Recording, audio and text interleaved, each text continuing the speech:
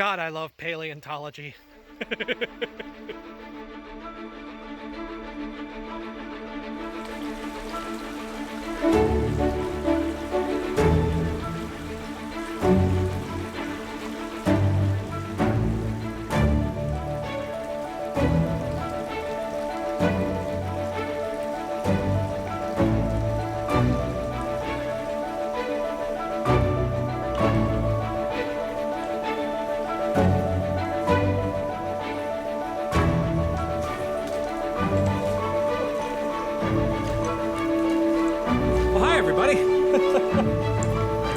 Welcome to a special, or at least it's special to me, a special episode of on the S'mores and Dinosaurs YouTube channel. You know, I like to go hiking a lot, and today I thought I'd bring you along to one of my favorite places to hike because, well, quite frankly, it's one of my favorite places to go fossil hunting. You see, I live in southwest Ohio, and growing up, I found fossils in creeks all the time, and I found a creek that's just perfect for fossil hunting. Now, my part of the country, back in the Ordovician period, was covered by a shallow ocean. And that's what makes this part of the country very special, makes it a hotbed of invertebrate paleontology. So today I thought I'd bring you along, and we can search for some fossils together. I might be a little sweaty. It takes me about 5 kilometers to hike here, and, well, quite frankly, it's mid-July, and it's a little humid, so I've, even setting up the camera equipment today, I've already found a whole bunch. So let's go on the ground and start searching.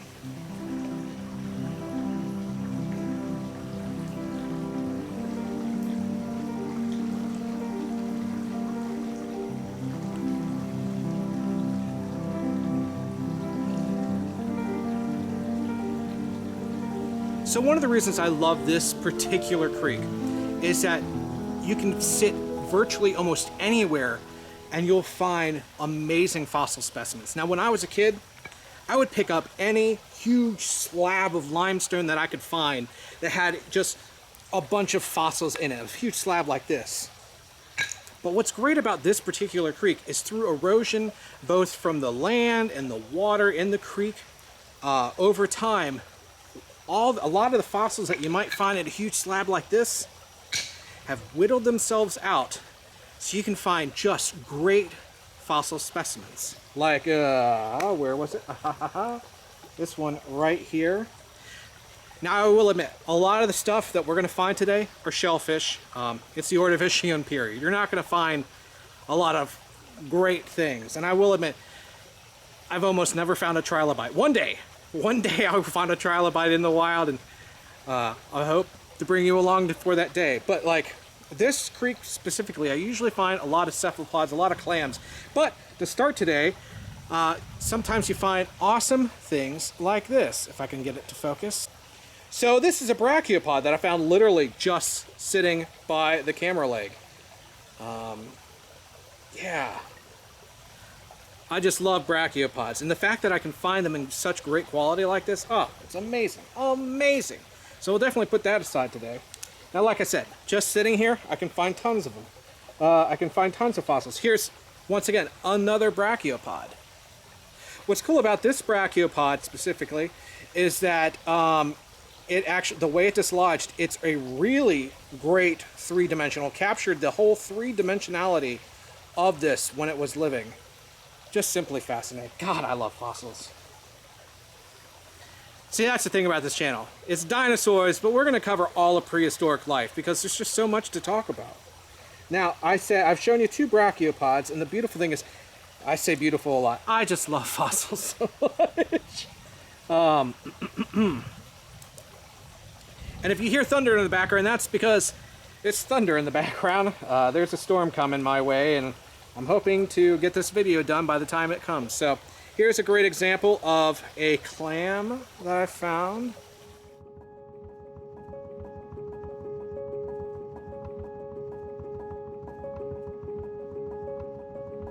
You can also find many different types of coral. And the coral you can find can range in varying different sizes. Here's a piece of coral right here, which doesn't, you can see, but you can range it. And the beautiful thing is it can go even as small as such a tiny little piece like that. Focus on this. For once, we're gonna focus? No. That's fine. So let's see what else I can find.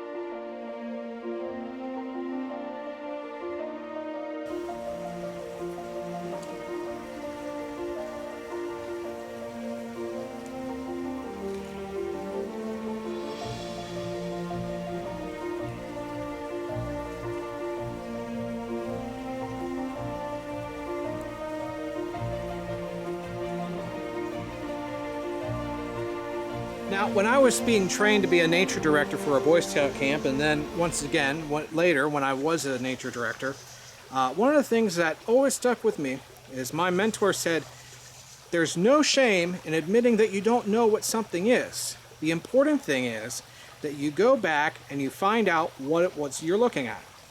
And I think that's really true. I think a lot of us want to seem like we're always experts of everything, and that's impossible. There are experts in certain fields, but they don't know everything in the world. Well, maybe Neil deGrasse Tyson, but he's different. But there's no shame, and that's why in my bag, I usually carry around with me a portable library in this box. So today we're fossil hunting. I usually have a couple books that are always in here, like my bird identification book. But today, I've got this book, the Eyewitness book. It's great for a lot of general fossils and such, and a lot of pictures, which is great. Now I have a huge book, huge atlas-sized book at home that's just fossils in Ohio. But specifically today, I brought with me. It's called Elementary Cincinnati Fossils. It was produced a long time ago, but here's the beautiful thing: sometimes with things like geology, things don't always change that quickly. So you still get great pictures in here. So it's all about finding resources. If I don't know exactly what something might be, I can always find a resource to help me out. There's no shame in asking for help. We're all just human.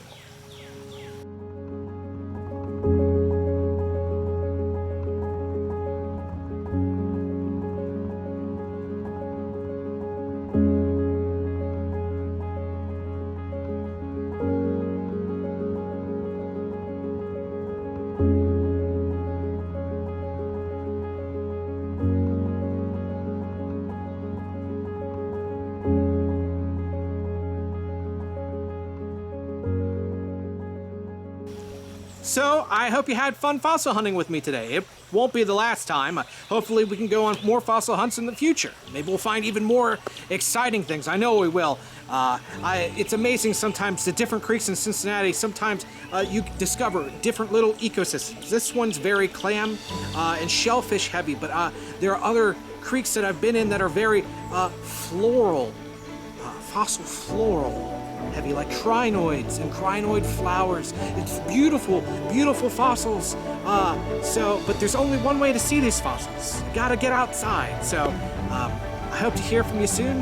That storm is, I've just checked radar, rolling in a lot faster than I thought it would. So we're gonna cut off the video here and see you really soon. Bye!